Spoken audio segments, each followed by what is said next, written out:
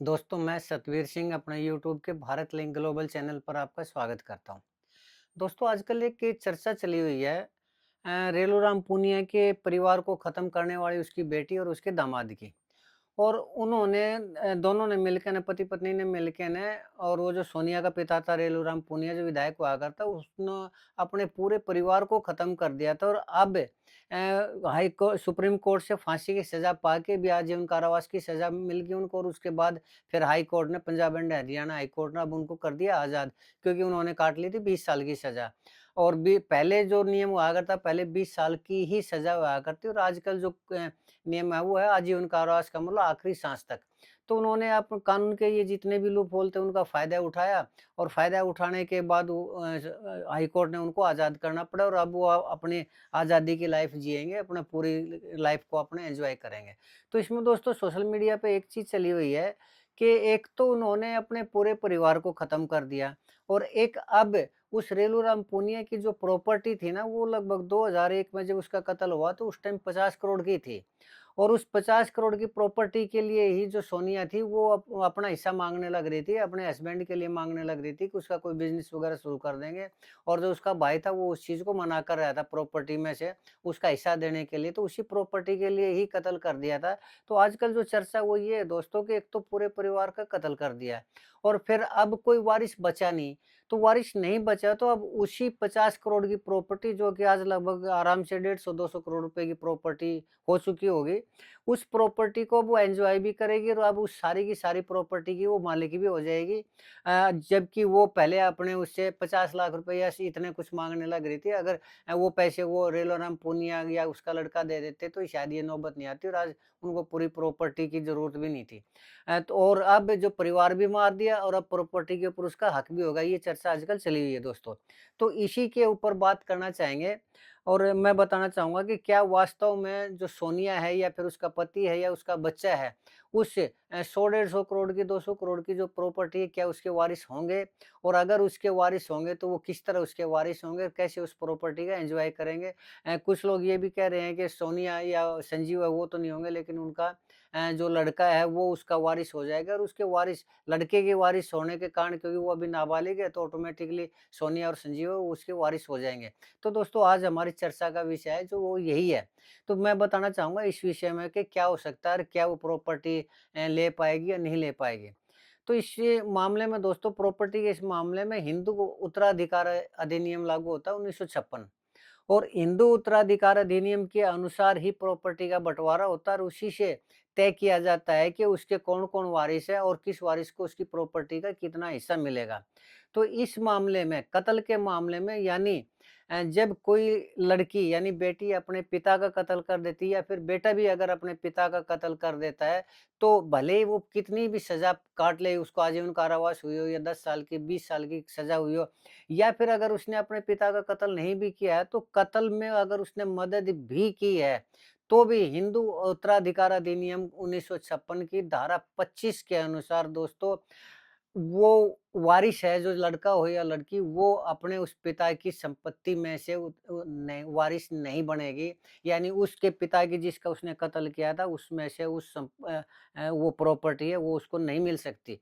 और सिर्फ़ इतना ही नहीं, अगर उसने कत्ल में मदद भी की है, तब भी नहीं मिल सकती, चाहे वो लड़का हो या लड़की हो। और सेक्शन 27 के हिंदू उत्तराधिकार अधिनियम 1956 की धारा ये थी 25, और सेक्शन 27 के अनुसार ये माना जाता है कि ऐसा व्यक्ति जिसने प्रॉपर्टी के लिए अपने पिता का कत्ल किया हो, उस प्रॉपर्टी के लिए उसकी लाइन ही कट जाती है, यानी उसको डिस्क्वालीफाई माना जाता है, और उसको डिस्क्वालीफाई मानने से वो लाइन बिल्कुल खत्म हो जाती है, और वो अयोग्य घोषित हो जाता है।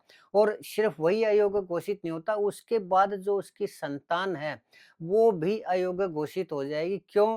क्योंकि जब मूल व्यक्ति है, अगर वही अयोग्य घोषित हो जाएगा और उसको भी मरा हुआ मान लिया गया, तो उसके जो वारिस हैं उनका तो मतलब ही नहीं। वो वारिस तो अपने माँ-बाप के कारण होंगे ना, और माँ-बाप अयोग्य घोषित हो गए। तो जब वही अयोग्य घोषित हो गए, तो वो उस प्रॉपर्टी को ले नहीं सकते, और उस प्रॉपर्टी को जब माँ-बाप ही नहीं ले सकते, तो उनका बच्चा भी उस प्रॉपर्टी का दावेदार नहीं बनेगा। और यहाँ पर यही नियम लागू होगा कि सोनिया या फिर उसका बच्चा रेलूराम पूनिया की उस प्रॉपर्टी का को एन्जॉय नहीं कर सकते, उस प्रॉपर्टी के ऊपर अपना दावा नहीं कर सकते। अगर ये प्रॉपर्टी जाएगी, तो अब ये उसके अगले वारिस के पास जाएगी और अगले वारिस में उसके बच्चे हैं नहीं। उसकी पत्नी का भी कत्ल कर दिया था, रेणुराम पूनिया की पत्नी का भी कत्ल कर दिया गया था, रेणुराम पूनिया के लड़के का भी कत्ल कर दिया गया था, उसकी बहू का भी कत्ल कर दिया गया था और उसके पोते-पोतियों का भी कत्ल कर दिया गया था और उसकी दूसरी लड़की का भी कत्ल कर दिया गया था। तो उस मामले में सीधे तौर पर रेलूराम पूनिया का कोई भी वारिस नहीं बचा हुआ है। और बात सोनिया की करें तो सोनिया अब ऑटोमेटिकली कानूनी रूप से उसके वारिस से अयोग्य घोषित हो चुके हैं। तो अब वो प्रॉपर्टी अगर मिलेगी तो अगर उसके भाई जिंदा हैं तो उसके भाई को मिलेगी। सबसे क्लोज उत्तराधिकारी होता है पति का क्लोज उत्तराधिकारी होती है पत्नी, और अगर पत्नी नहीं है तो फिर बेटा होता है और बेटी होती है, यानी संतान होती है। और अगर संतान आगे नहीं है या फिर जो बेटा-बेटी है उनके जो लड़के-लड़कियाँ हैं वो वारिस होंगे, और अगर वो भी नहीं है तो फिर उसके भाई वारिस होंगे। तो इस मामले में रेलूराम पूनिया के जो निकट वो हैं, वो उसके भाई अगर कोई ज़िंदा है तो उसका भाई उसकी प्रॉपर्टी का मालिक होगा।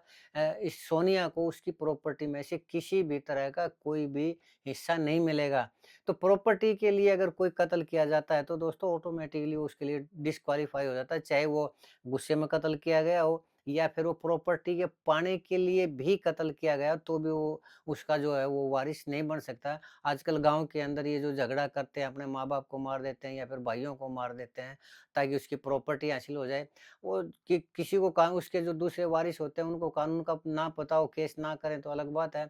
अदरवाइज़ अगर ये भाइयों में भी आपस में झगड़ा होता है तो वो उसका भाई या फिर अगर कोई अपने माँ-बाप को मार देता है तो वो जो कत्ल करता है वो या उसकी संतान उस प्रॉपर्टी के लिए वो अधिकारी नहीं होती।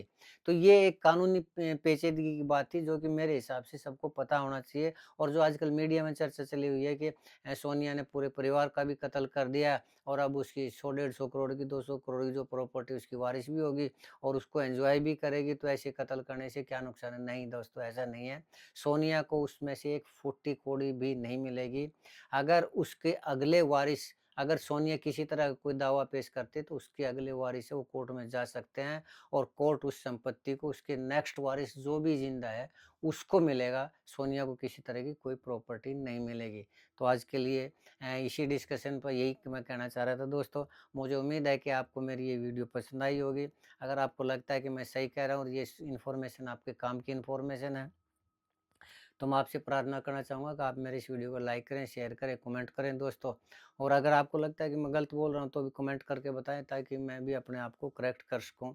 आपने मेरा ये वीडियो देखा इसके लिए आपका बहुत-बहुत धन्यवाद। चलते-चलते एक निवेदन करना चाहूँगा कि आप मेरे इस वीडियो को मेरे चैनल को सब्सक्राइब ज़रूर करें दोस्तों। हाँ, पुनश्च एक चीज़ और दोस्तों, मैं भूल गया था, और वो चीज़ ये है कि अगर वसीयत कर रखी हो, इसमें एक टेक्निकल पॉइंट रह गया था, अगर किसी पिता ने अपने बच्चे के नाम ये वसीयत कर रखी हो कि मेरी मृत्यु के बाद मेरी इस प्रॉपर्टी का वारिस ये मेरा लड़का या ये मेरी लड़की होगी, तो भी उसको अयोग्य घोषित कर दिया जाएगा, भले ही उस पिता ने उसकी वसीयत क्यों न कर दी हो।